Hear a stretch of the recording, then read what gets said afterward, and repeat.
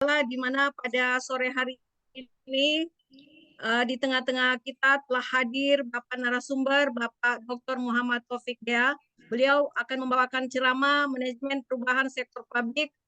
Beliau adalah Deputi Bidang Kebijakan Pengembangan Kompetensi ASN Lembaga Administrasi Republik Indonesia. Saya persilakan kepada Pak Fadli sebagai moderator pada sore hari ini. Dengan hormat kami silakan. Oke, baik, terima kasih. Alhamdulillah. Assalamualaikum warahmatullahi wabarakatuh. Waalaikumsalam warahmatullahi wabarakatuh. Selamat sore, salam sejahtera untuk kita sekalian. Yang kami hormati Pak Deputi Bidang Kebijakan Pengembangan Kompetensi Aparatur Sipil Negara Republik RI, Pak Dr. Muhammad Taufik Dea. Ya Pak, sehat-sehat selalu Pak. Alhamdulillah sehat semuanya. Yang kami hormati ya host kita hari ini Ibu Santi dan Pak Hari, dan yang kami banggakan teman-teman reformer PK 13 tahun 2023 seprovinsi Sulawesi Tengah dan dari Kejaksaan RI Pak. Oh ya. Sedikit sekilas tentang biodata dulu dari narasumber kita. Pak Dr. Muhammad Taufik Dea lahir di Magelang 17 November 1967. Untuk publikasi kapasitas otonomi pemerintah daerah di Indonesia, jurnal tahun 2009. Mungkin kami tidak berpanjang lagi Pak, untuk efisiensi waktu kita, kepada Bapak Deputi kami persilakan untuk ceramah manajemen perubahan sektor publik. Baik, terima kasih Pak Fadli. Bismillahirrahmanirrahim. Assalamualaikum warahmatullahi wabarakatuh. Selamat sore, salam sejahtera bagi kita semuanya. Om Swastiastu, Namo Buddhaya, salam kebajikan. Yang saya hormati Bu Santi, Pak Fadli, dan Bapak Ibu semua, para peserta pelatihan kepemimpinan administrator yang saya banggakan. Pertama-tama kita panjatkan puji syukur pada Allah Subhanahu wa Ta'ala Tuhan Yang Maha Esa, kita bisa bersilaturahmi meskipun secara online, dan mohon maaf ini terlambat, ini masih lari-larian, kita banyak sekali kita target untuk menyelesaikan peraturan-peraturan perundangan ini banyak sekali. Nah, yang di belakang itu kelihatan enggak ya? Ada yang di belakang itu. Yang di ya, di belakang kelihatan ya, yang ya, yang pakai masker. Ya. Kelihatan ya, Mas? Ya. Oke. Baik. Itu pintunya dibuka, takutnya nanti dia yang belakang karena nggak dengar langsung melarikan diri. Aman ya, baik. Saya akan share materinya. Jadi kita akan membicarakan apa peran pemimpin. Setiap pemimpin adalah para change maker. Mereka adalah kita sebut dengan change maker. Tugas utama pemimpin adalah membuat perubahan. Ya, tidak ada perubahan tanpa kepemimpinan, dan tidak ada pemimpin yang menamakan diri mereka pemimpin tapi tidak bikin perubahan. Ya. Nah, Bapak sekalian, kita saat ini berjuang untuk mendorong percepatan reformasi birokrasi, ya. Dan ini merupakan agenda kewajiban dari setiap pemerintah setelah reformasi.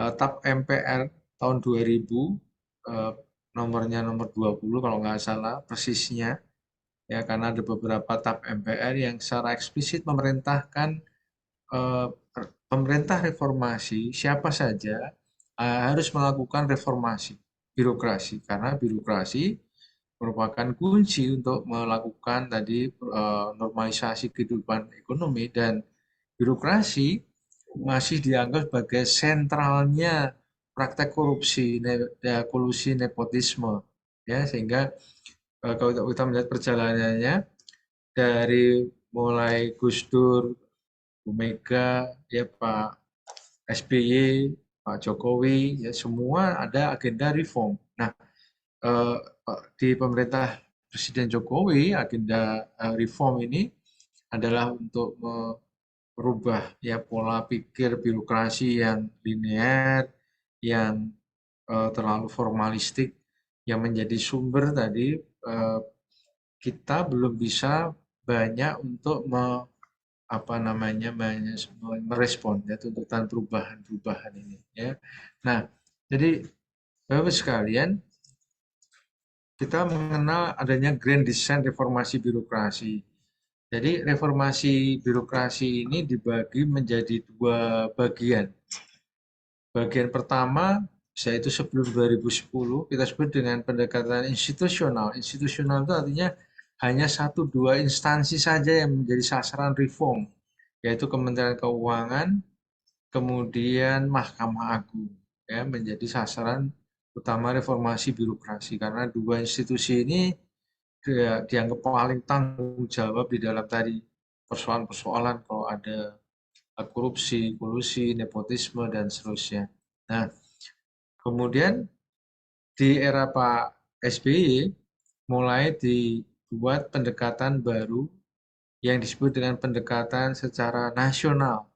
Jadi bukan institusional tapi nasional. Artinya seluruh instansi pemerintah harus melakukan agenda reformasi birokrasi untuk memperbaiki 8 area. Ini ada perubahan organisasi, tata laksana, peraturan perundangan, SDM, pengawasan, akuntabilitas, dan seterusnya.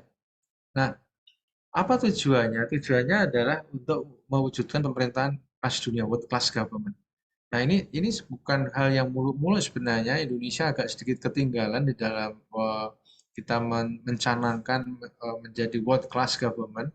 Singapura itu tahun 1995 mulai dengan program namanya Public Service for the 21st Century, pelayanan publik untuk abad 21. Nah, apa isinya? Adalah mereform, pertama yang mereform mindset dari pegawainya. Ya. Yang kedua adalah merombak cara kerja birokrasi dia agar bisa memberikan layanan yang berkualitas kepada stakeholders. Singapura hanya hidup dari pelayanan, tidak punya sungai, tidak punya sawah, tidak punya tambang, hutan, dan seterusnya, sehingga mereka mengandalkan pada sumber daya manusianya. Ya, nah, Singapura waktu itu ekonominya hidup dari ekonomi sebagai sebuah negara transit ya, untuk perdagangan, ya, sehingga tadi tujuannya adalah untuk menciptakan pelayanan yang berkualitas, yang berkelas dunia melalui perubahan mindset dan para profesionalisme para pegawai negeri. Ya, dan sekarang kita melihat Singapura hampir di seluruh indikator yang daya saing, ya, global competitiveness indicator misalnya dia nomor 2, ease of doing business nomor 1, ya, bersih dari korupsi ya mungkin sekitar ranking ke-5. Artinya Singapura negara ASEAN yang dia punya performa kelas dunia ya. Kuncinya dia serius melakukan reform ya. Dia serius melakukan reform ya.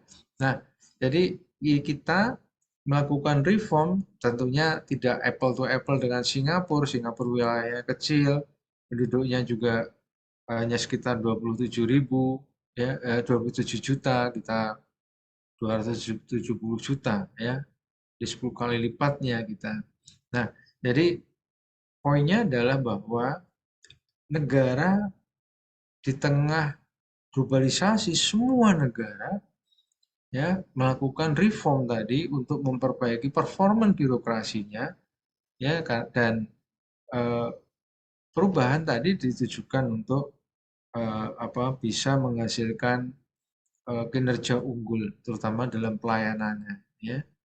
Nah, Bapak sekalian,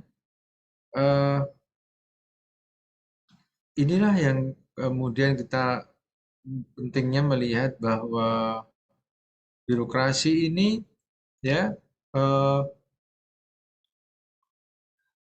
susah dirubah. Kita bicara tentang ada perubahan, ada 2 jenis perubahan ya. ada dua jenis perubahan, yaitu perubahan yang sifatnya natural, ya, dan perubahan yang, sorry, ini saya, oh salah, ini salah filenya ini. Oke, nggak apa-apa.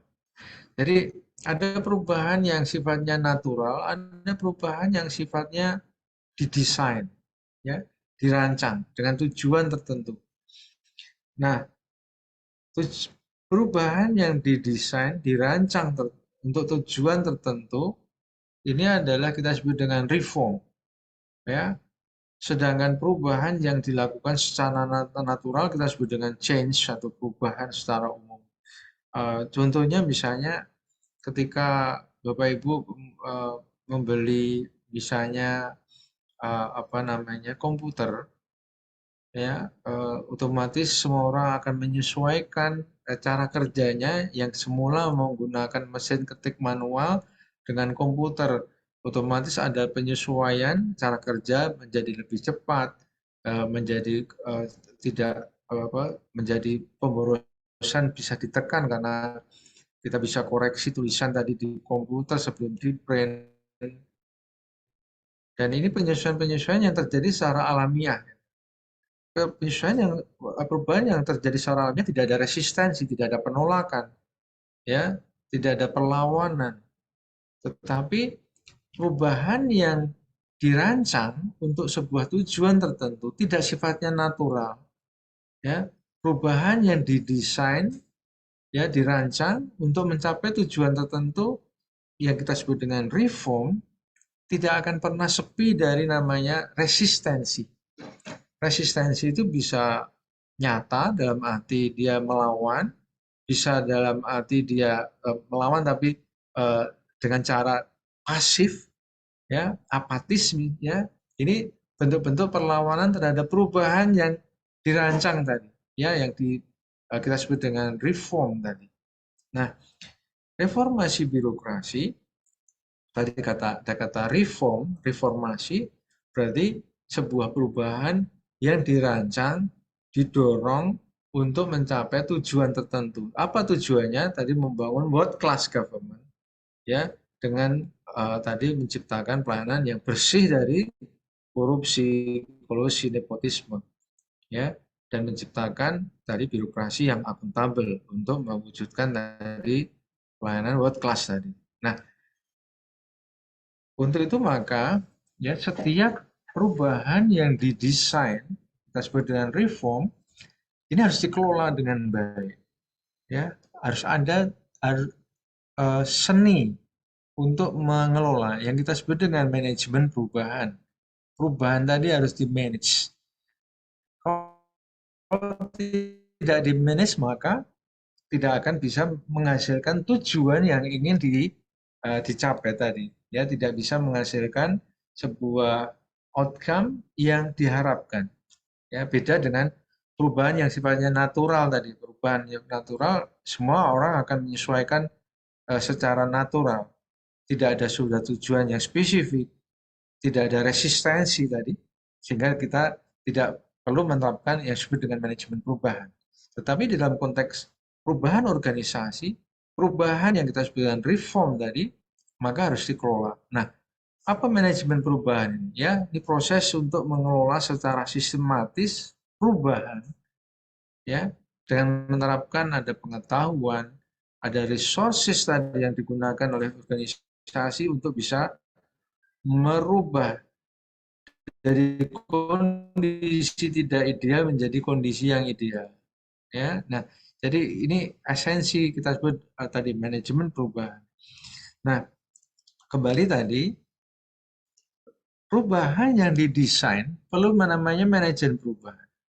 Perubahan yang didesain perlu ada desainernya. Ya, nah desainernya yang kita sebut dengan para pemimpin. Para pemimpin ini adalah desainer perubahan. Perubahan ini mau didesain seperti apa?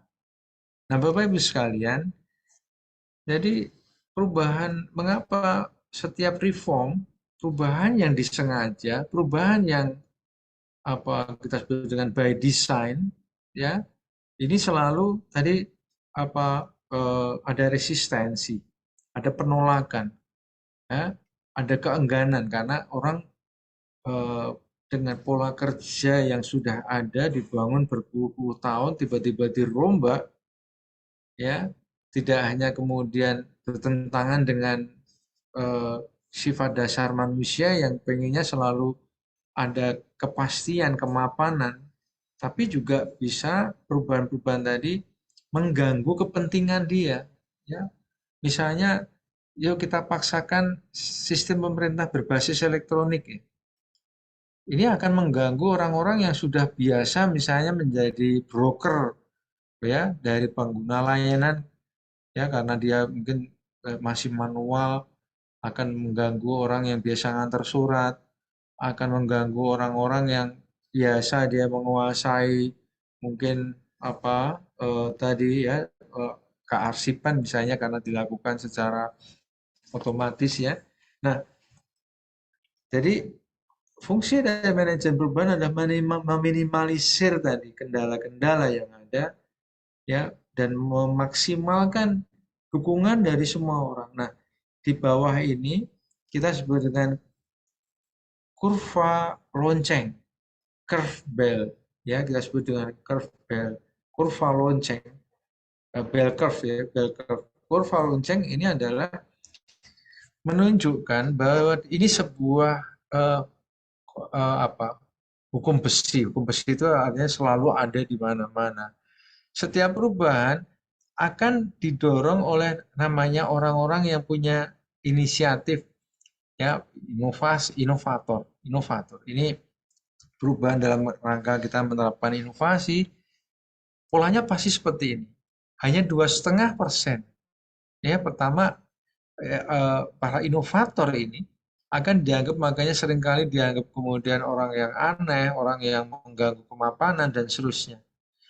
Inovator ini berhasil, maka yang pertama kali akan ikut kira-kira mungkin hanya 13,5% yang disebut dengan early adopter. Early adopter ini dia adalah orang yang mau mendukung perubahan. Nah, ini yang komposisi yang paling solid, kita boleh sebut paling solid. Karena setelah itu baru kita akan melihat totalnya kurang lebih ada 80% ya yang akan mengikuti belakangan.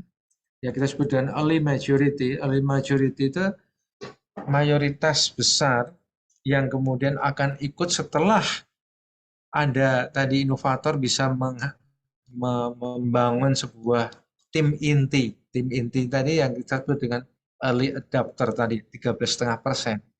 Nah, baru kemudian ada late majority yang kemudian ikut belakangan dan ada yang namanya laggard. Laggard itu orang yang paling telat dan biasanya mereka ini menolak mereka. Setiap perubahan mereka dengan cara apapun mereka kok bisa menghindari atau menolak adanya perubahan. Nah, Bapak Ibu sekalian, nanti Bapak Ibu akan membuat pemetaan stakeholder ya dari sisi pengaruh dan dari sisi powernya ya dari kewenangan dan dari sisi interestnya ya interest dan kewenangannya. Nah, pemetaan ini yang nanti akan dibuat di aksi perubahannya berguna untuk melihat siapa yang kemudian akan posisinya akan mendukung aksi perubahannya ya. Nah, tetapi kita bisa melihatnya misalnya dari kuadran pemetaan stakeholder tadi ya kelompok-kelompok mana yang kemudian mendukung terlebih dahulu dan mana yang belakangan ya. Artinya kuadran yang dipetakan itu tidak harus sama dengan yang gambar di sini ya. Early adopter, inovator, dan inovator adalah sebuah tim inti di bawah manajemen perubahan yang ini harus Bapak Ibu bangun ya di organisasinya masing-masing ya. Nah, makanya nanti Bapak Ibu akan harus bisa menunjukkan strategi komunikasi nanti untuk meyakinkan orang-orang tadi yang tadi early majority agar mereka bisa mengadopsi gagasan perubahan yang Bapak Ibu buat ya dan bisa meyakinkan tadi ada late majority dan terutama mengantisipasi namanya laggard 15% ini yang paling belakang ini 15% ini. Nah, Bapak sekalian, kita melihat sekarang apa sebenarnya yang sudah dilakukan dalam reformasi birokrasi, ya. Banyak yang melihat bahwa reformasi birokrasi yang dilakukan sejak awal reformasi sampai hari ini belum menghasilkan sebuah outcome yang diharapkan. Reformasi dianggap masih jalan di tempat, ya, pelayanan belum menunjukkan perbaikan yang signifikan, daya saing kita juga cenderung tidak bergerak dengan baik, ya, korupsi masih tinggi dan seterusnya, sehingga hampir semua pendapat bilang bahwa reformasi kita ini belum berhasil, ya. Nah, Wapres sendiri sebagai ketua reformasi birokrasi nasional, ya, tim reformasi birokrasi nasionalnya memimpin langsung Pak Wakil Presiden, ya. Pak Wakil Presiden dibantu nanti ada sekretaris eksekutif, ya, yang mengoperasionalkan sehari-hari tim reformasi birokrasi nasional. Nah, beliau sendiri bilang bahwa Biro Reformasi Birokrasi ini hanya kulit-kulit saja, belum menyentuh hasil yang sesungguhnya, ya. Nah, mengapa ya kritik ini terjadi? Yang ada beberapa sebab. Yang pertama, kan, leadership adalah kunci untuk membuat perubahan. Ya, tanpa leadership tidak ada perubahan. Nah, kalau kita melihat reformasi birokrasi yang dijalankan di berbagai instansi ada dijalankan oleh para panitia, ya, panitia ad hoc, ada namanya tim reformasi birokrasi. Ya, kalau di daerah ini banyak dari tim kawan-kawan Ortala, ada dari Ortala di sini, ya. Dari pemimpin puncaknya tidak terlibat, ya, Pak Bupati, ya, kepala daerah, sekdanya, pimpinan UPD hampir tidak terlibat secara langsung tadi, ya. Nah, jadi ini, ya, tanpa leadership tadi tidak ada perubahan, ya. Ini sebuah aturan atau golden rule yang ada, di mana change always comes from the top, ya. Perubahan itu selalu datangnya dari atas, perubahan yang didesain tadi, ya. Nah, jadi ketika tidak ada faktor leadership, maka perubahan tadi hanya menjadi sebuah proses administrasi, mengumpulkan dokumen, mengumpulkan ada SK-nya, ada laporannya, tapi tidak ada impact-nya. Ya, tidak ada impact-nya yang langsung dirasakan masyarakat. Kemudian yang lain, kelemahan pendekatan reformasi birokrasi yang berjalan sampai hari ini adalah orientasinya adalah ngejar input. Apa inputnya? Yang 8 area ini input semuanya. Perubahan SDM, perubahan tata laksana, perubahan regulasi, perubahan kelembagaan. Itu perubahan di input semuanya. Ya, bukan orientasinya outcome tadi. Outcome itu misalnya target penurunan kemiskinan, target peningkatan investasi, target penurunan korupsi, itu outcome. Nah, di berbagai negara yang dikunci adalah di outcome tadi. Ada berbasis kontrak. Nah, kemudian apa yang dirubah? Terserah instansinya. Setiap instansi punya problem sendiri-sendiri. Ya. Nah, diserahkan kepada siapa tadi perumusannya? Pada namanya pemimpin nih. Ya. Jadi kalau di Australia, Skandinavia, Selandia Baru, negara-negara berbahasa Inggris rata-rata, reform ini cukup dengan semboyan let the managers manage. Biarkan mereka, ya, para pemimpin sektor publik, ya, bebas mereka merumuskan apa terobosan yang diperlukan untuk melakukan reform tadi. Ya. Nah, jadi kayak di Perancis misalnya, reform yang dilakukan awal tahun 90-an, yang dilakukan adalah memangkas 50% regulasi, ya. di sana. Mengapa? Mereka bikin kebijakan desentralisasi dari tahun 80-an. Tahun 90-an mereka melakukan reform. Yang dilakukan pertama kali adalah memangkas regulasi 50% targetnya. Mengapa? Karena terlalu banyak regulasi yang dibuat, membuat para pemimpin tadi tidak bisa kerja. Fungsi leadership-nya tidak jalan. Ya, tetapi mereka hanya menjadi sebagai apa namanya, dia mengadministrasi, lihat aturan juklak juknis sejalan dan fungsi leadership-nya tidak jalan. Nah, kemudian yang lain adalah tidak adanya inovasi. Ya, kenapa? Karena distandarkan, semuanya harus menerapkan ada 8 area perubahan. Ya, tidak ada ruangan untuk berkreasi, ya berbeda. Ya. Misalnya dilakukan di mana ini? Ada di mana Palu, ada di mana tuh? Mutong ya, apa namanya yang ada duriannya apa namanya? Ya, Parigi ya Mautong. di daerah, ya Parigi Mutong, ya Mutong ya, ya. Mautong, Nah, Pak. jadi ya, jadi Mutong itu bahasa Perancis yang artinya kambing, ya kambing Mutong. Nah, sorry ini sambil ngopi ya, kita eh, ini kok pada nggak ada pegang snack atau kopi ya, nggak apa-apa ya, ya. Saya sambil ngopi. Nah, kemudian yang terakhir adalah reform ini lebih berjalan birokratik sentrik kita sebut, bersentral pada birokrasi. Birokrasi harusnya untuk melayani stakeholder. Apa namanya, logika reformnya dibalik. Jadi seolah-olah reform ini didesain sendiri birokrasi, dievaluasi menurut birokrasi, ya dijalankan sendiri oleh birokrasi, sehingga ini yang dilakukan oleh birokrasi sampai hari ini belum bisa merespon harapan stakeholdersnya. Beda dengan reform misalnya di Malaysia, Malaysia itu reform mereka bikin namanya forum nasional.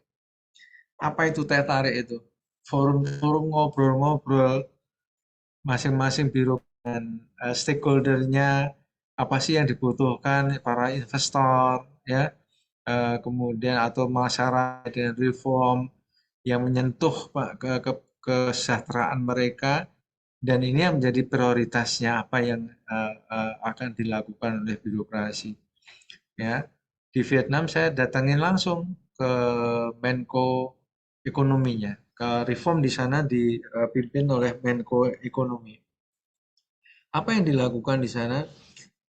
Jadi reformnya adalah fokus untuk mengejar Indonesia. Waktu itu Vietnam di bawah Indonesia, ya, dan mereka perbaiki semua indikator ekonomi agar mereka bisa menyalip Indonesia. Nah, apa yang disusun? Mereka duduk bareng dengan para pelaku usaha, ya, pemilik pelabuhan, investor, semuanya dikumpulin, ya, dan menjadi mitra untuk menetapkan target apa indikatornya. Siapa yang mengevaluasi? Bukan birokrasi, bukan Menpan, bukan apa, ya, tetapi investor itu sendiri. Ya, mereka evaluasi. Jadi birokrasi sudah bekerja, sudah responsif belum? Pelayanannya sudah bagus belum? Ya, dan seterusnya. Ya. Nah, di Prancis tahun 90-an mereka namanya setiap instansi wajib namanya Association des Usagers. Association des Usagers itu ada asosiasi user. Asosiasi user misalnya air minum, dia akan harus dilibatkan untuk ngomong perubahannya apa prioritasnya, ya, dan bagaimana penilaian mereka gitu. Nah, jadi ini sebuah kelemahan-kelemahan dari pendekatan reformasi birokrasi yang kita lakukan hari ini. Nah, Bapak-Ibu sekalian, Presiden cepat menanggapi hal ini. Ya, Presiden pengen pendekatannya reformasi birokrasi dirombak total. Tidak lagi formalitas-formalitas, tetapi beliau ingin agar ini punya dampak yang dirasakan langsung oleh masyarakat.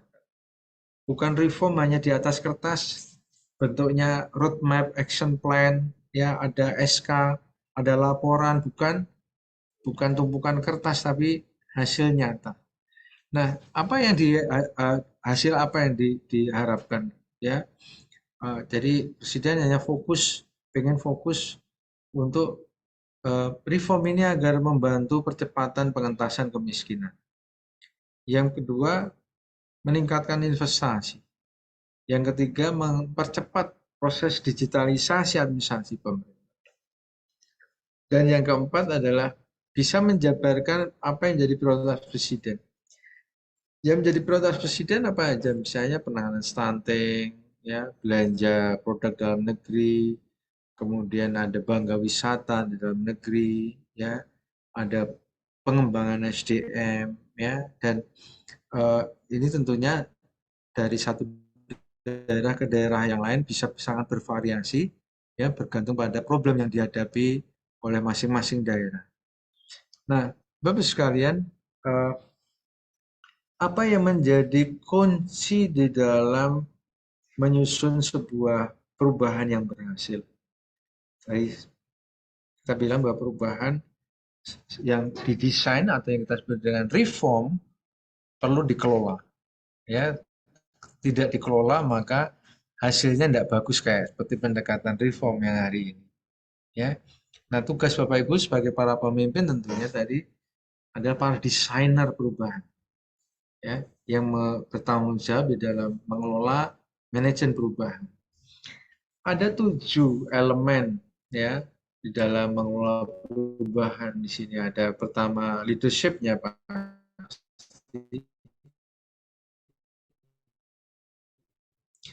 Yang kedua adalah adanya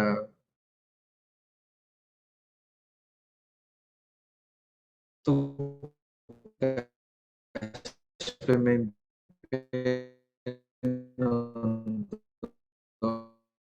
kan mengapa perlu berubah?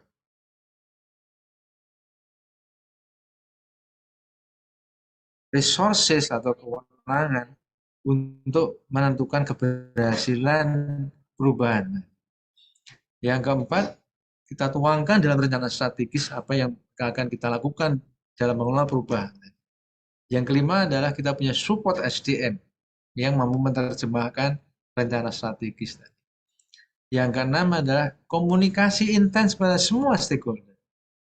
Ya, dan yang ketujuh, support dari stakeholder itu sendiri. Nah, baik, kita akan uraikan satu persatu.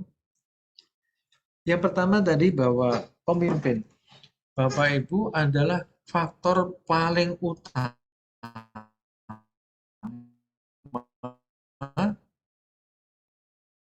di dalam mengukanya besar yang dihadapi oleh sebuah bangsa Indonesia ini adalah ketika orang-orang yang punya kewenangan tidak mau ambil risiko melakukan perubahan. Setiap perubahan ada risikonya.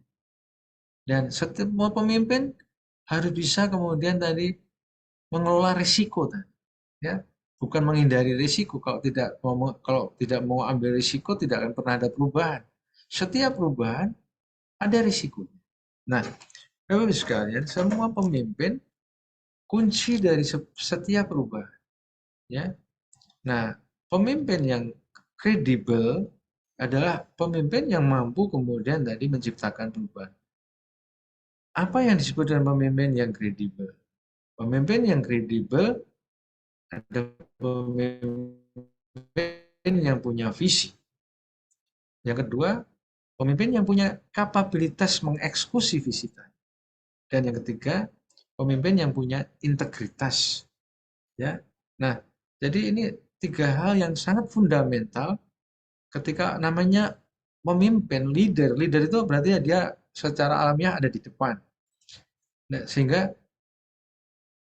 orang yang kemudian memimpin wajib dia punya visi.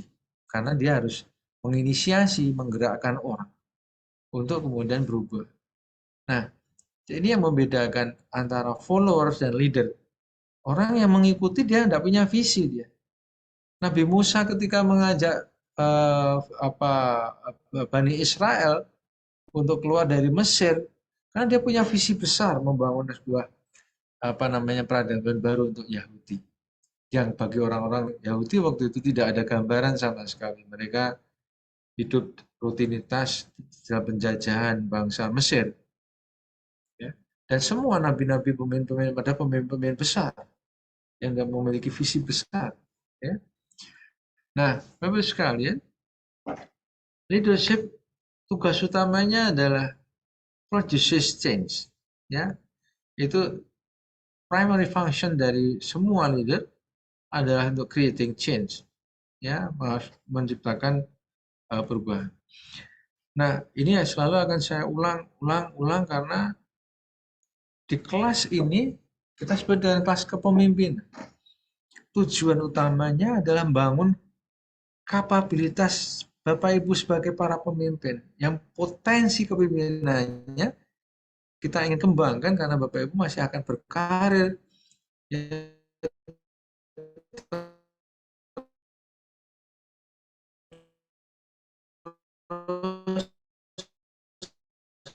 untuk meningkat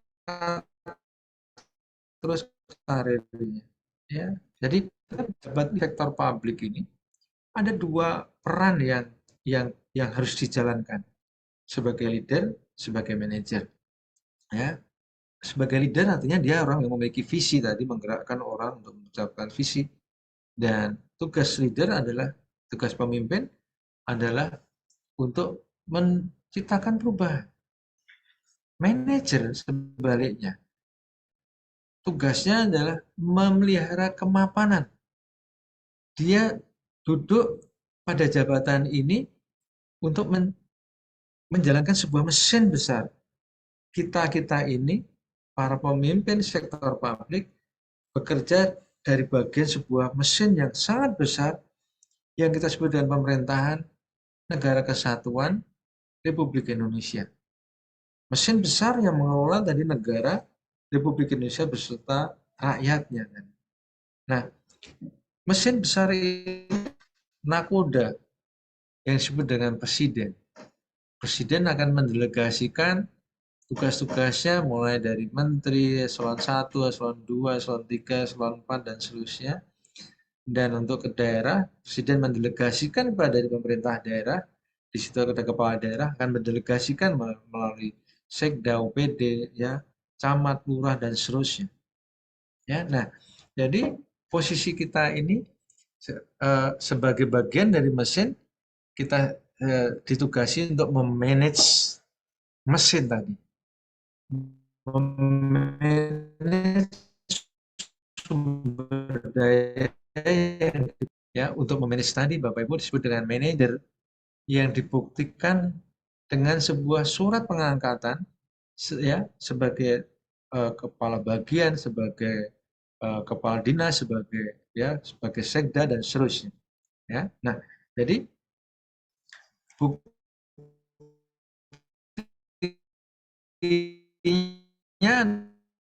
adalah Bapak Ibu duduk di situ melakukan penelitian untuk mengelola sumber daya manajemen yang ada sesuai peraturan perundangan. Man, money, material, machine, method, ya, dan fungsi manajemen yang mengatur organisasi yang dipimpin, planning, budgeting, organizing, controlling, ya, dan seterusnya. Tidak lain, tidak bukan untuk menjalankan tadi pemerintahan tadi. Kita hanya sebuah bagian kecilnya. Karena kita bagian dari mesin besar, maka tidak lain tidak bukan kita menjalankan sesuai peraturan perundangan. Kita tugas utamanya memelihara stabilitas mesin tadi, memelihara kemapanan rutinitas mesin tadi dalam menjalankan tadi pemerintah, untuk mendukung pemerintahan tadi ya bisa berjalan dengan stabil. Nah, jadi makanya kita duduk di sini, tugas utamanya adalah memang menjalankan peraturan perundangan. Itu sebagai manajer, ya. Tetapi pada saat yang sama, Bapak Ibu ini adalah leader. Apa leader ini? Leader ini adalah memimpin orang. Organisasi tidak hanya kumpulan aturan, tidak hanya kumpulan tadi ya, pada sumber daya tadi, ya. Tapi kumpulan orang yang menggerakkan organisasi ini orang, ya. Nah, tugas pemimpin ini adalah membuat perubahan dengan cara, ya, ini bukan lagi kita bicara kok pemimpin bukan planning, organizing, actuating, controlling, tapi bagaimana menciptakan visi, menggerakkan orang untuk mewujudkan visi, memotivasi orang untuk mewujudkan visi, ya. Nah, jadi ini sebuah tugas yang kadang-kadang tidak kompatibel. Orang seringkali bersembunyi pada peran sebagai manajer. Saya cukup menjalankan aturan. Saya harus menghindari sejauh-jauhnya risiko.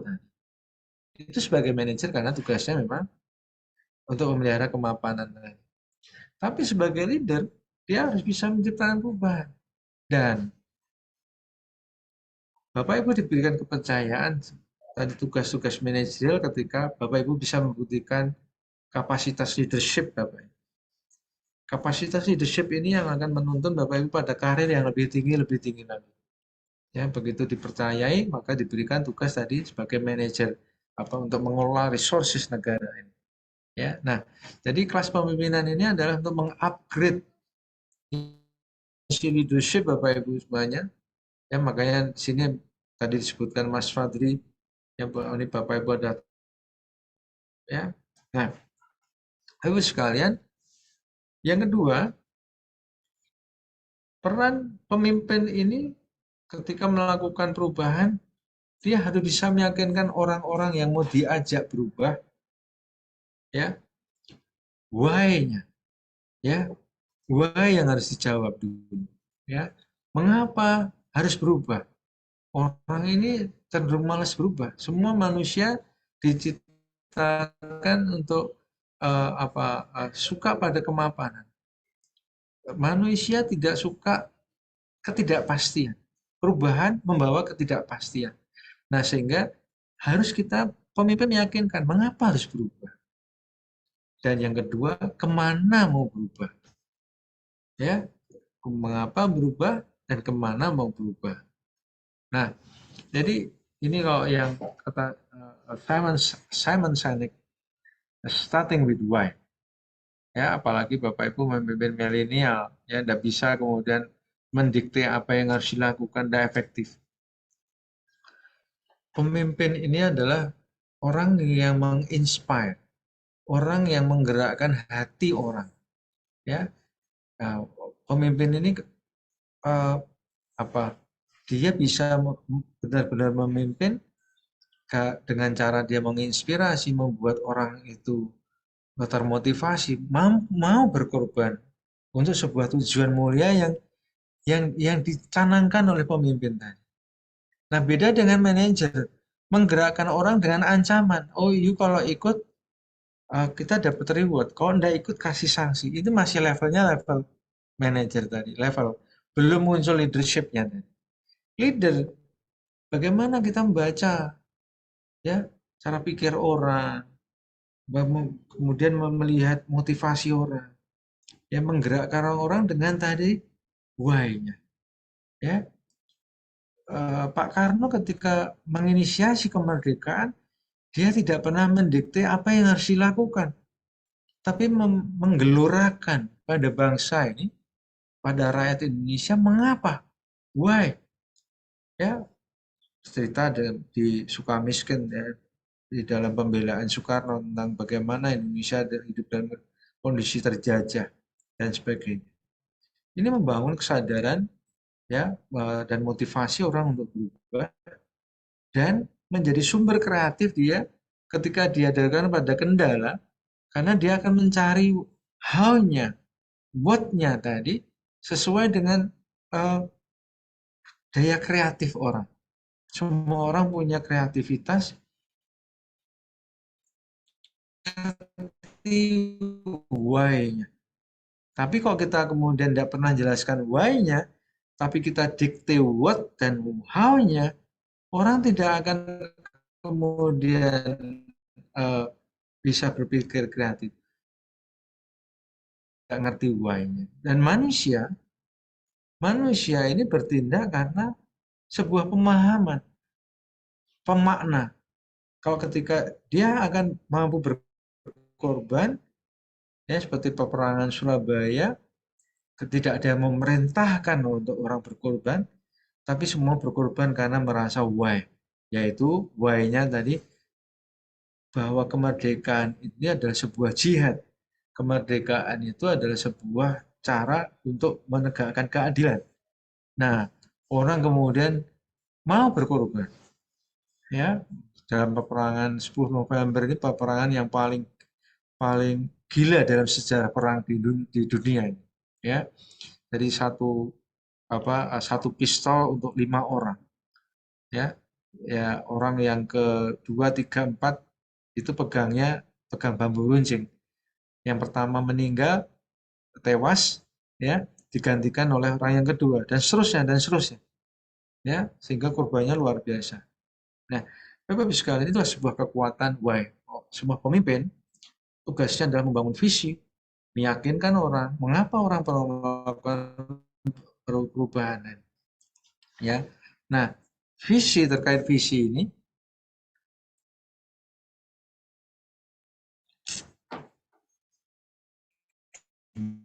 kok sore ini ngopi ini enak ini, ya. Nah, jadi ada pemimpin yang hanya bisa melihat pada realitas, tidak bisa melihat di luar realitas. Kita sebut dengan level 1, ya, mata realitas.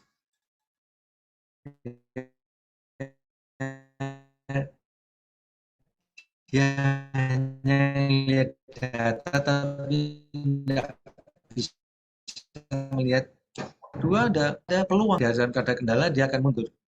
Nah, pemimpin yang sejati yang memiliki tadi kemampuan visioner, kita sebutkan pemimpin yang visioner adalah yang melihat apa-apa di lingkungannya dari sisi possibility, dari sisi kemungkinan. Bukan hanya peluang. Peluang kalau kita melihat kendalanya banyak, dia mungkin tidak mungkin. Ya, apalagi yang level 1. Ya, kok lihat datanya segala macam, ini masalah, dia selesai di situ. Tapi orang yang pemain visioner, dia akan melihat bahwa kendala dan sebagainya ada suatu kemudahan, ada suatu peluang untuk mencapai sebuah kemenangan. Inilah esensi orang-orang yang berjiwa entrepreneurship. Entrepreneur yang sukses adalah orang-orang dia seperti Jeff Bezos, seperti siapa nama,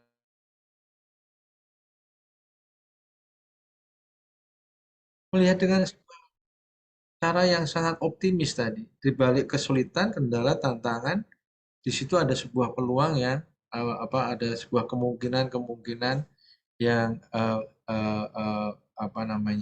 bisa dimanfaatkan untuk memaksimalkan kepentingan organisasinya. Nah, tadi kita bicara tentang peran leadership, ya. Peran leadership sangat penting. Jangan berlindung pada authority, kewenangan saja, karena inilah ciri-ciri seorang manajer.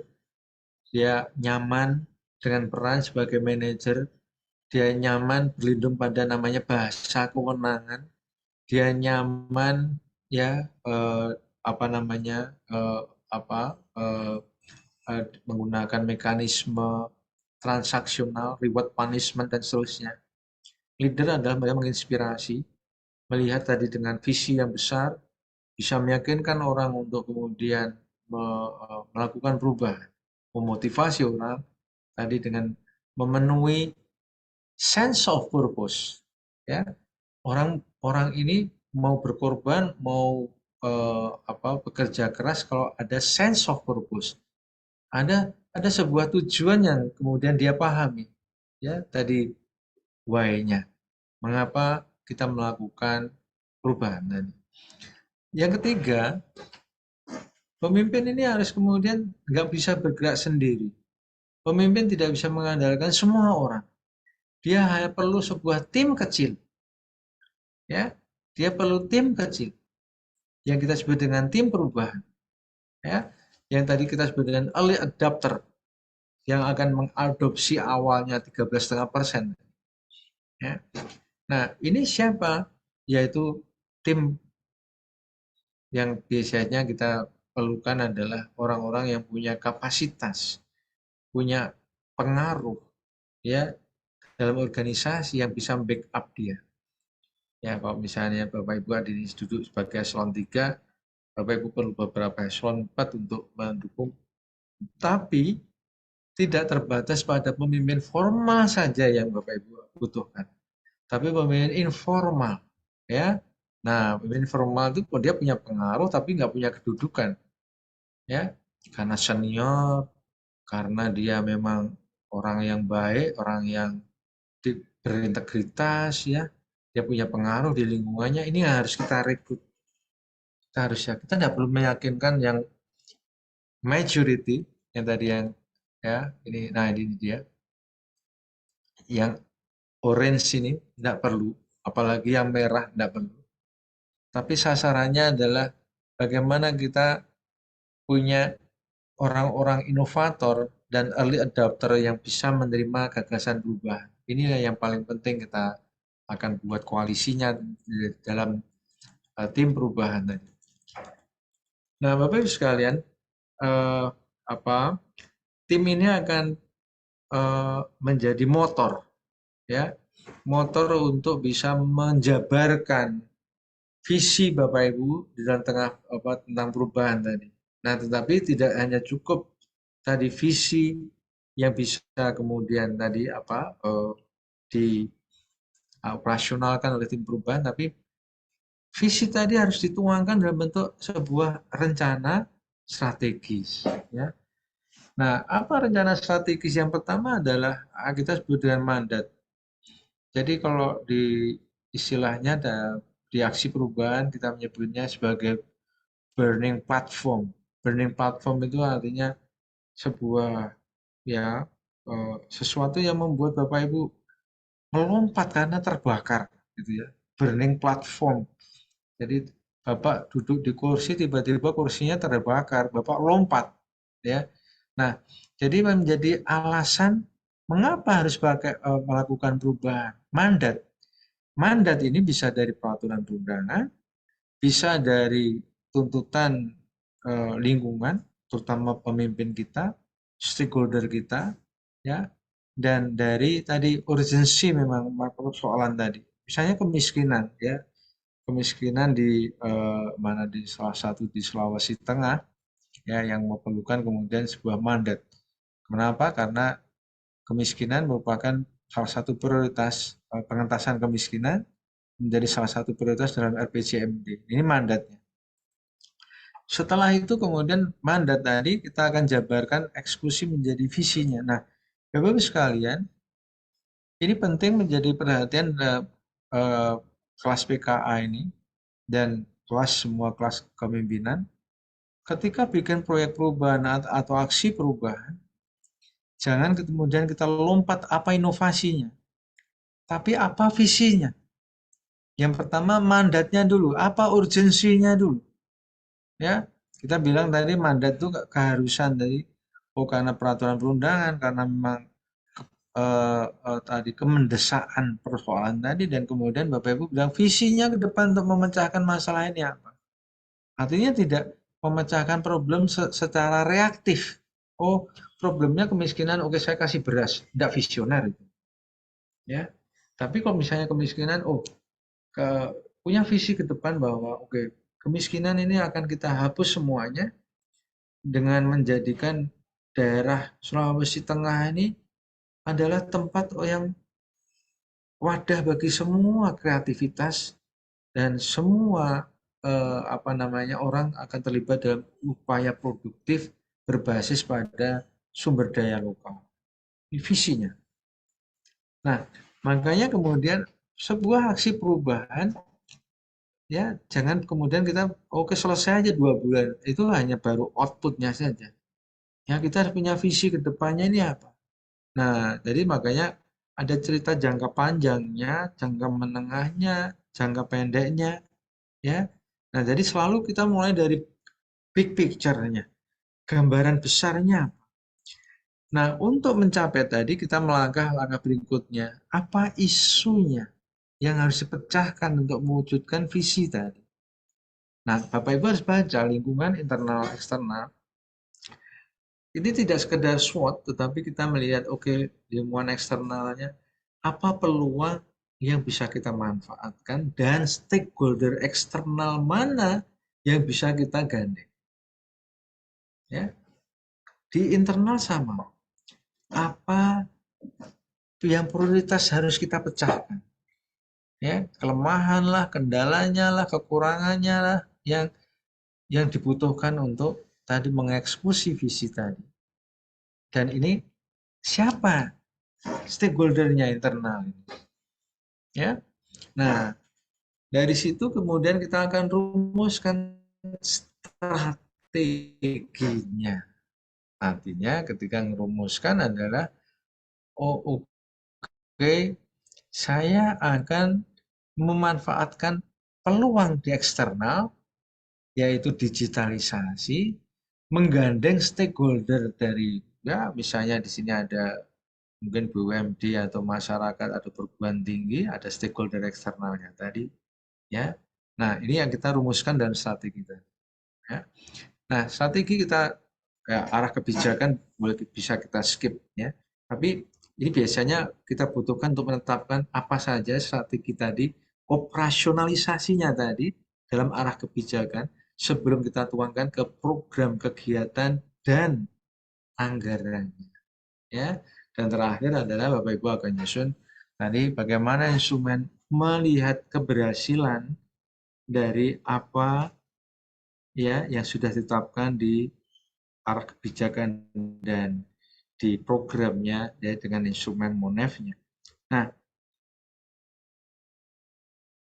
menurut studi McKinsey, problem di dalam mengelola perubahan adalah tidak dituangkan dalam sebuah strategi yang tepat, ya, sehingga tadi tidak jelas tadi apa tahapannya, kegiatannya, siapa yang digandeng, apa ukuran keberhasilannya dan seterusnya, ya.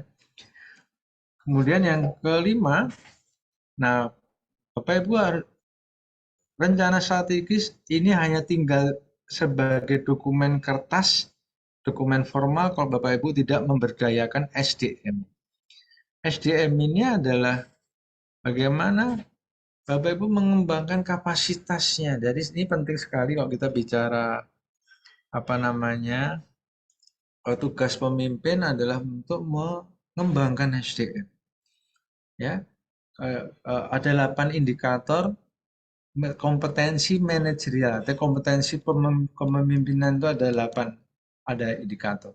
Salah satunya adalah mengembangkan diri dan orang lain. Semakin tinggi posisinya, maka tugas mengembangkan orang lain porsinya lebih besar.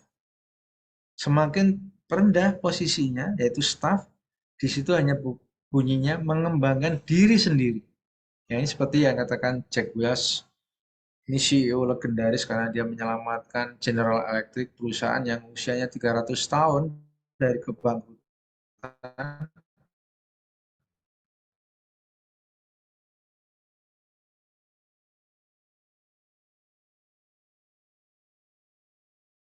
Dia bilang bahwa growing yourself. Ketika Anda belum jadi pemimpin, maka ukuran keberhasilan adalah Anda mengembangkan diri sendiri. Tapi ketika Anda menjadi pemimpin, maka Anda dikatakan berhasil kalau bisa mengembangkan orang lain yang dipimpin. Ya. Nah, terus sekalian, jadi apa namanya? Ini nanti dengan pengelolaan kinerja Permenpan 6 2022 ya, ini tugas Bapak Ibu adalah men-setting expectation.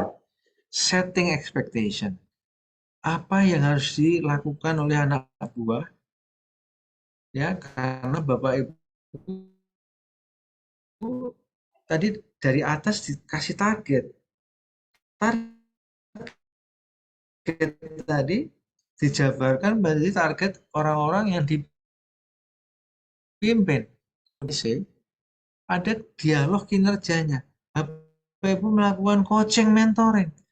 Nah, Makanya kenapa di dalam pelatihan kepemimpinan ini Bapak Ibu nanti ada coach, ada mentor, agar Bapak Ibu terbiasa pada sebuah ekosistem pengembangan tadi. Ya, Bapak Ibu akan menjadi mentor, menjadi coach nanti setelah selesai pelatihan kepemimpinan ini. Nah, tidak hanya ekspektasi terkait dengan target kinerja, tapi juga ekspektasi terkait dengan kompetensi, keahlian, keterampilan yang dimiliki para pegawai. Nah, kita lagi menyelesaikan revisi Undang-Undang ASN dan beberapa peraturan pemerintah turunannya. Di semua bagian, ya, kita rombak, kita tekankan adanya tadi pentingnya pengembangan kompetensi. Tidak lagi kita menyebutnya hak pengembangan kompetensi, wajib, ya. Dan tugas pemimpin kita atur, ya, mau JPT, mau administrator, tugas utamanya memotivasi dan mengembangkan kompetensi para pegawainya, ya.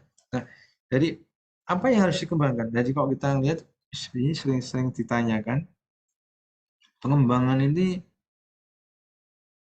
dilakukan harus dengan diklat, ya tidak benar juga, ya. Diklat kita sebut dengan formal learning, belajar secara terstruktur, ada pengajarnya, ada kurikulumnya, ada tempatnya, ada jadwalnya, ya.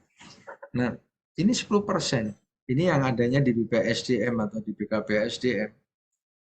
Tetapi kalau kita melihat, ini tidak berdiri sendiri, ada 20% kita sebut dengan social learning, yaitu belajar dari orang lain. Melalui coaching, mentoring, ya, belajar dari komunitas yang memiliki profesi yang sama, kita sebut dengan community of practice. Ya, ini ada social learning, belajar dari orang lain. Impact-nya 20%, dan lebih besar daripada yang tadi formal learning. Perannya lebih besar. Kemudian ada experiential learning, perannya lebih besar lagi dalam pengembangan tadi. Ya, apa itu? Belajar sambil bekerja. Dari penugasan, ada project, ada ya macam-macam. Ya, kalau kita perhatikan, sebagian besar kegiatan pengembangan ada di tempat kerja, yaitu 20-70%.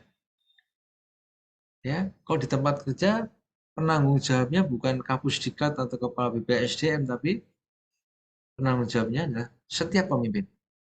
Ya, nah, Bapak sekalian, jadi ini mungkin tambahannya aja, penjelasannya, ya, apa yang disebut dengan social learning, bisa coaching, mentoring, ada namanya job shadowing, ada community of practice, ya, kemudian tadi 70% ada penugasan, ada magang, ada on the job training, ada bikin project, ya. Nah, nanti di dalam pedoman untuk nyusun aksi perubahan ini, Bapak Ibu harus bisa membuktikan ketika mengeksekusi aksi perubahan, harus ada evidence, ada bukti Bapak Ibu tadi melakukan pengembangan di tempat kerja tadi. Melalui minimal ada Bapak Ibu melakukan coaching, mentoring pada anak buahnya. Saya nggak ngerti coaching, mentoring, ada. Sekarang belajar di YouTube juga ada apa coaching, mentoring, dan seterusnya. Nah, Bapak Ibu sekalian, ini yang penting adalah bagaimana membangun budaya belajar. Budaya yang merombak mindset semua orang. Di birokrasi ini rata-rata orang punya fixed mindset. Dia udah S1, dia udah S2, tidak perlu belajar lagi. Tidak perlu kemudian melakukan sebuah gagasan baru, mencoba hal yang baru. Ya. Nah, inilah yang menjadi kendala semua reform, terkendala pada orang-orang dengan fixed mindset. Perubahan selalu butuh pembelajaran. Perubahan butuh kemudian mindset yang terbuka, mindset yang berkembang. Ya, apa mindset berkembang? Orang yang memiliki mindset berkembang, dia punya passion belajar, ya, punya semangat tadi menggunakan apa yang dipelajari untuk membuat perubahan, kemajuan bagi dirinya dan lingkungannya. Nah, inilah yang sebenarnya harus ditanamkan oleh setiap pemimpin. Bagaimana orang punya spirit atau punya mindset berkembang. Ya, ketika Bapak Ibu tidak bisa merubah mindset anak buahnya tadi, Bapak Ibu akan sendirian, ya. Dan nggak akan berhasil tadi menciptakan sebuah perubahan karena didukung orang-orang tidak memiliki growth mindset. Ya. Yang berikutnya adalah tadi kita bicara Bapak Ibu menggarap SDM-nya, harus punya mindset yang berkembang, harus punya kompetensi yang mendukung gagasan perubahan tadi, dan yang berikutnya komunikasi. Komunikasi ini menjadi faktor yang kedua kegagalan perubahan. Kegagalan pertama adalah buruknya manajemennya, ya, nggak ada planning, nggak ada dukungan SDM, nggak ada tim perubahan, ya. Tetapi faktor yang lain adalah strategi komunikasi. Juga seringkali saya aksi perubahan komunikasinya terbatas pada formal, diundang rapat, dukung, itu sudah terlalu umum, itu terlalu formalitas.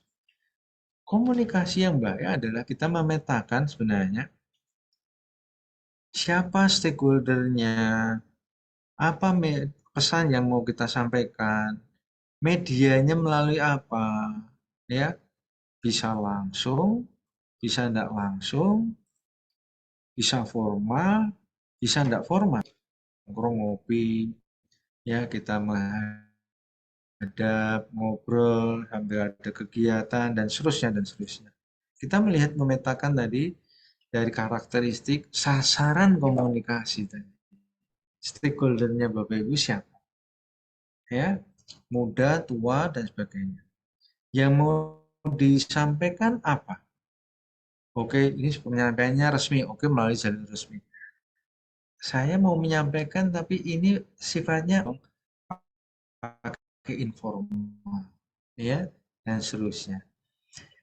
Nah, Bapak Ibu sekalian, ini yang penting nanti ketika Bapak Ibu menyusun aksi lupa menyampaikan gagasan ini di media sosialnya dan media massa, ya, bagaimana nanti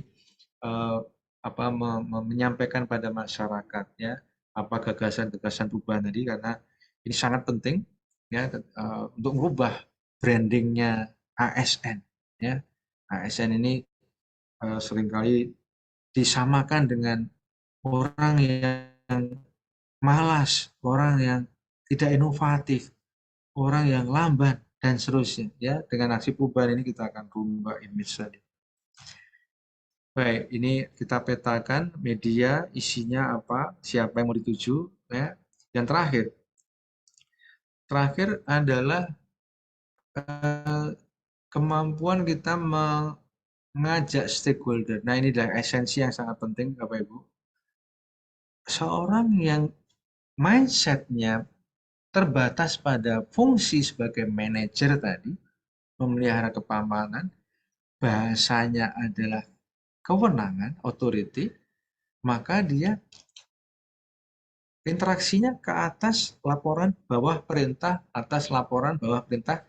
Jadi dia komunikasi berhubungan hanya sebatas pada hierarki. Nah, sedangkan leader dia bekerja dengan hubungan yang luas dengan stakeholder, tidak sebatas pada hubungan hierarki atau hubungan kewenangan.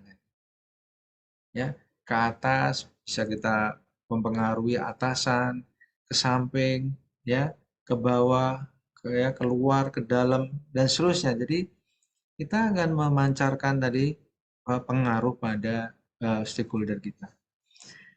Nah, kita bicara tentang era pemerintah daerah yang sekarang, di mana pemerintah daerah ini masuk pada fase yang kita sebut dengan collaborative governance. Pemerintah kolaborator, ya, menempatkan masyarakat sebagai co-kreator. Yuk kita ajak mendesain bareng-bareng perubahan, ya.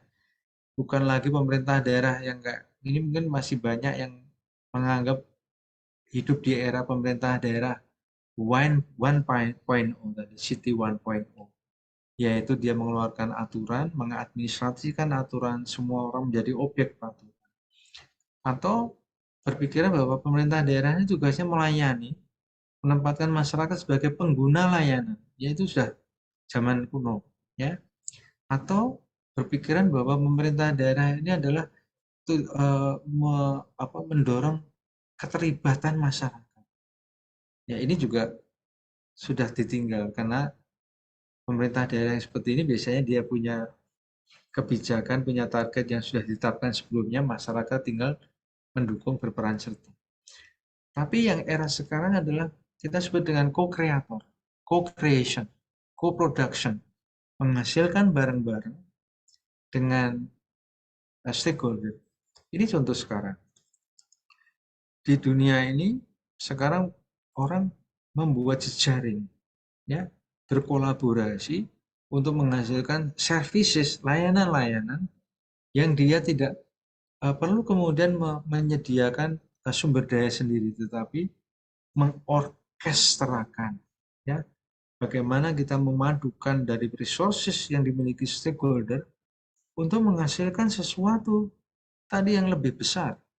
Contoh kayak Airbnb, Gojek nggak punya motor, tapi punya sebuah layanan, ya, yang merangkul para pemilik motor, pemilik rumah makan, ya, untuk menghasilkan tadi sebuah layanan antar, ya, berbasis digital. Airbnb tidak punya hotel dia, tapi dia menaikkan pemilik hotel dengan pengguna hotel, tidak hanya hotel, tapi juga apartemen, rumah pribadi dan seterusnya. Ya, ini menjadi sebuah layanan terbesar. Izin Pak Deputi. Ya. Sedikit kami. Baik. Pak. Ya. Jadi ini adalah pendekatan-pendekatan yang bisa digunakan oleh kawan-kawan tadi untuk bagaimana mendesain sebuah perubahan, yaitu dengan cara berkolaborasi, menggerakkan tadi stakeholder, ya, untuk menghasilkan sebuah layanan yang model baru. Nah, jadi ini berbeda dengan logika birokrasi. Birokrasi kok punya rencana, dia pakai anggaran sendiri, SDM sendiri, sarana prasarana sendiri, semuanya sendiri.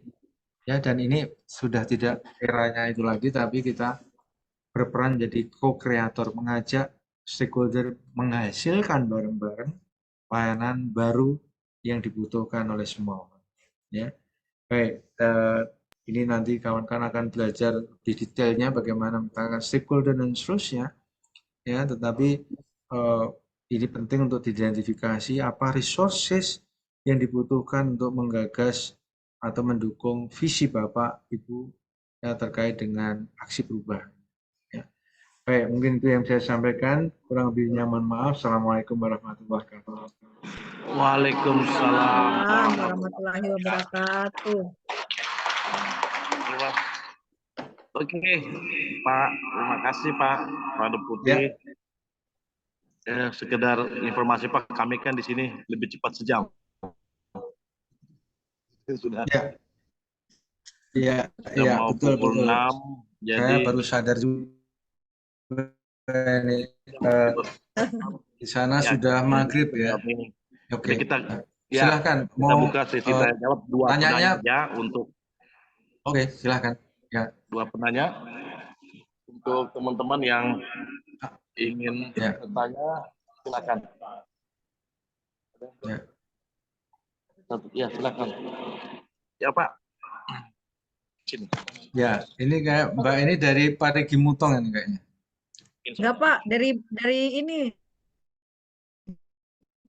Dari Bangkep. Oh, bilang? Ya, baik. Oh, bukan. Ya. Silakan. Terima kasih Pak Deputi.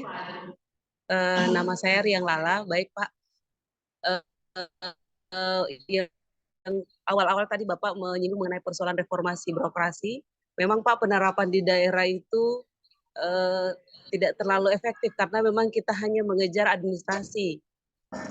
Bagaimana kami mengisi sehingga istilahnya bisa ternilai. Karena memang sistemnya kita itu kan yang mengisi kita dan yang menilai juga pemerintah, sehingga memang hanya mengejar faktor administrasi semata, sehingga memang mungkin ke depannya perlu dilibatkan dalam hal ini apakah akademisi atau pihak swasta dalam juga menilai kinerja kita pada reformasi birokrasi. Kedua Pak, untuk perbedaan manajerial dan leader memang jujur kami kebanyakan masih pada kategori manajerial, dan memang ya ketika kami di manajer itu pola pikir kami fix saja Pak, fix tidak berkembang begitu, karena ketika kami juga ingin growth berkembang, kalau mendapat atasan yang defense atau menolak perubahan, itu akan menjadi bumerang bagi kami, sehingga memang ketika kami berhadapan dengan pimpinan kami seperti itu, ya kami akan menjadi tipe fix mindset, bukan growth mindset seperti itu. Ini juga menjadi hal yang tidak bagus buat kami, karena pelan-pelan inovasi-inovasi kami akan menjadi habis. Tetapi ketika kami mendapat pimpinan OPD yang growth mindset, itu kami memang akan menjadi lebih semangat seperti itu. Sehingga jujur kami ini kadang-kadang kayak bunglon juga Pak, pintar-pintar melihat pimpinan. Kalau pimpinannya oke, kami akan growth mindset. Tetapi ketika cari aman lah Pak, jujur. Kami jujur juga Pak pada tipe yang cari aman juga. Seperti itu Pak. Terima kasih. Assalamualaikum warahmatullahi wabarakatuh. Waalaikumsalam. Waalaikumsalam. Menarik ini Pak. Ya, Ya, dengan pengalaman kayaknya Pak. Jawaban. ya. Silakan Pak, pada Putih. Ya, saya langsung aja ke Mbak Riang Lala tadi ya. Ya, jadi ini memang tidak mudah ya, menjadi pemimpin tidak mudah. Kalau mau mudah jadi follower saja ya. Nah, ini yang justru semua akan mengalami seperti itu. Semakin posisinya semakin tinggi bisa ditanyakan ya. Mudah enggak? Semakin susah posisinya ya. Nah, makanya sangat penting terutama pemimpin itu yakinkan dulu, kita beresi internal dulu kita ya. Kita mau memimpin itu pengen dipuji, pengen uang atau pengen apa? Ini nyatanya dulu ya. Ini penting. Itu akan begitu Bapak Ibu punya niatan yang ikhlas mulia, itu mau digempur kayak apa tidak masalah. Tapi kalau niatannya sekedar nyari pujian, ketika tidak ada pujian selesai sudah gitu. Kalau kita mau nyari uang, ketika ada banyak duit kita semangat, tidak ada duit kita tidak, ya. Tapi ketika kita punya mulia, oh ya saya ini pemimpin yang punya tanggung jawab pada nasib orang. Ya, kalau saya bikin perubahan akan membuat orang semakin sejahtera, cerita dan sebagainya. Dan saya akan ditanya ke depan, ya semua orang akan ditanya, ya di akhirnya kita akan ditanya. Nah makanya kemudian oke, saya akan menjadi pemimpin dan sedia diberikan tanggung jawab besar karena saya punya mimpi besar. Karena saya punya mimpi besar, saya perlu punya peran yang lebih besar. Nah, itu clear dulu. Ya. Nah, baru kita kemudian akan keluar. Keluar ini kita akan kemudian tadi mengelola peran sebagai pemimpin, termasuk kita dengan atasan kita. Atasan ini harus juga di-manage seperti halnya bawah.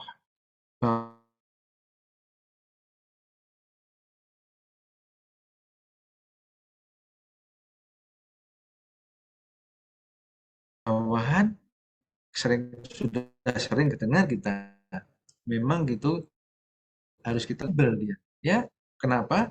Dia melayani orang banyak yang karakternya beda-beda. Ya, tetapi kita tidak boleh kemudian menjadi terlalu adaptif dalam hal yang prinsip. Misalnya, oke, kok di sana minta korupsi, oke, saya dukung korupsi. Kok sana enggak bilang integritas, oke, kita integritas. Integritas, oke, korupsi, oke, enggak ada masalah, Pak. Itu salah besar. Ya, jadi ketika kita menjadi pemimpin akan semakin kokoh ketika kita ini punya prinsip, punya etos kerja. Nah, tadi kita akan bisa mengelola baik orang-orang, kita tidak terombang-ambing ketika kita punya prinsip termasuk dengan atasan. Atasan akan respect pada kita kalau kita punya prinsip. Orang yang juga bisa memperlihatkan bahwa kita kerjanya tulus, tidak mengharapkan pujian, tidak mengharapkan uang, tidak mengharapkan apa, tapi bekerja karena dia punya visi, oh dia orang yang punya visioner. Dan ini akan mengundang sebuah respect, credit point bagi kita di depan pimpinan kita. Nah, tadi yang saya maksud di kita manage, kita memperhatikan apa yang menjadi concern pimpinan, timing ngomongnya penting. Jangan berpikir bahwa oke, saya ini orang tulus, saya visioner, saya ngomong apa pimpinan harus terima. Tidak bisa juga. Ya, kita perlu cara bagaimana ngomong yang tepat, timingnya tepat, caranya tepat. Ya, misalnya dia lagi nyiapin 17 Agustus, ya tiba-tiba ibu maju nyodori misalnya acara Mauludan, wah marah dia. Tapi kalau misalnya oh iya kita ngomong tentang 17 ngomong 17-an ini kayaknya kita perlu kasih penghargaan untuk yang inovator ya Pak ya. Oh bagus juga itu, nyambung jadinya ya. Nah jadi bagaimana kita ngelola hubungan tadi ya. Nah pemimpin yang baik tadi harus kredibel ya. Kredibel itu artinya bisa dipercaya dia, punya integritas, punya visi, termasuk dengan atasan kita. Kita menunjukkan orang yang punya visi, punya kapabilitas, dan punya integritas. Ya. Nah, kita tidak perlu kemudian nunggu dipimpin orang ini, bagaimana kita mengelola. Ya, kalau kita nunggu orang tepat gila ya. Dan inilah kemudian tadi mengapa kita perlu punya namanya growth mindset, karena kita harus belajar banyak hal dengan hal yang baru. Dan baru kita belajar oh seleranya gini, dia dari orang Parigi Mutong ya. Dia lulusan mana dia ya, dan ngerti bagaimana kita tadi ya. Jadi itu terus semangat, terus belajar untuk kemudian tadi memanage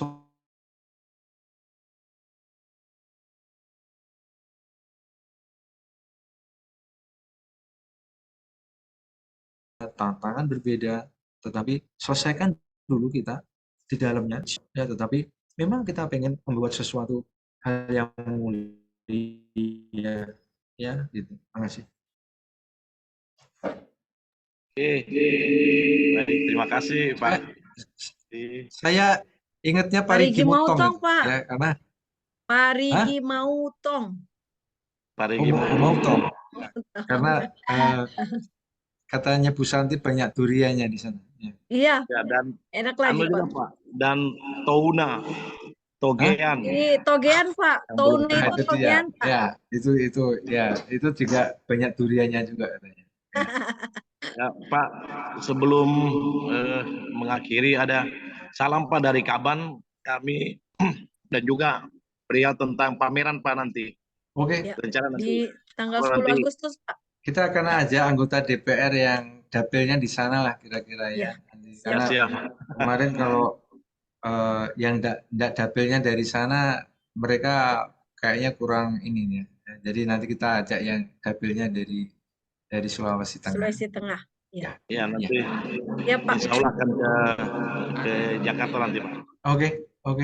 Ya.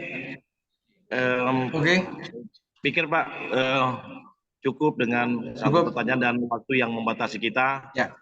Sebelum mengakhiri materi ini, kami ucapkan terima kasih kepada para reformer yang sudah dengan sangat fokus mengikuti ceramah ini dan juga pertanyaan dan membangun diskusi.